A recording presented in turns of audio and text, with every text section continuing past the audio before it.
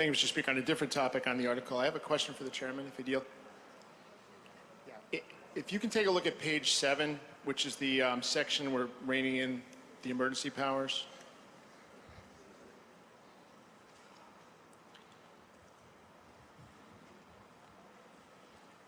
Just a sec. Page 7.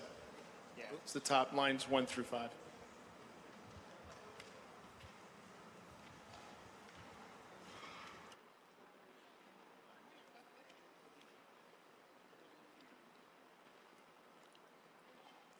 What was the page again? Talking which we Page 7, top of page 7, lines 1 through 5. Okay. No, I don't want to Yeah, just give me your question while we're. Well, here's my question is this. As I read that, I interpret this as assuming the budget passes and the Senate passes it and the governor doesn't veto it or whatever. I'm assuming that that would immediately terminate the current state of emergency. And the reason I say that, I'm asking if that's the intent, because if it doesn't immediately terminate the current state of emergency, then it means that any governor could circumvent what I think we're trying to do by continuing to extend it every 30 days. Now, the question is, when it says, shall not exceed a period of 180 days from the date of the emergency order or proclamation, etc., we have the original declaration made by Governor Raimondo, whatever date that was made, and my understanding is both she and now Governor McKee have extended those every 30 days. Are we running the 180-day period from the date of the original proclamation, or are we intending to run it from the date of the latest extension? Because it makes a huge difference. If it's from the latest extension, this is basically a nullity, even though I agree with the intent of it. Yeah, the intent is from the original date that we. I think that's only rational reading of it, but part of the reason I'm asking this question is if somebody does try to litigate, at least they can get that on record so we know we all agree with that. So with that, I agree with that. I do have an amendment, Mr. Speaker, if I may. The LC number, please. LC, I'd like to move LC 00247/4.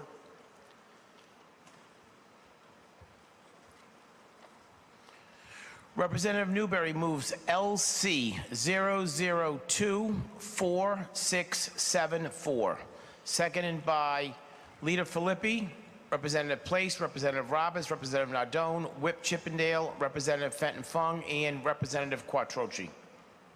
Thank you, Mr. Speaker.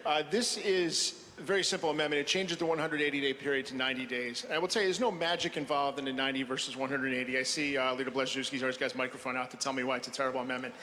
No, but in all seriousness, I think most of us in this room agree that what's been going on for the past year and a half with the powers extensions by various governors has reached the breaking point. I know I've been very publicly critical of it. We, under existing law, have the power to terminate it, which in effect is what we're doing with this. My greater concern has to do with the time frame, and this is for future, not for now.